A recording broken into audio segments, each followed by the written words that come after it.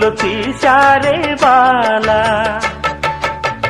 ఖైదీ ఉందా ఇదిగో ఇందా ఖైదీ కన్నయ్య కాదే, వీడికి అన్నయ్య వాడే. జగదేక వీరుడి కథ ఇది పాత పిక్చరు కదా.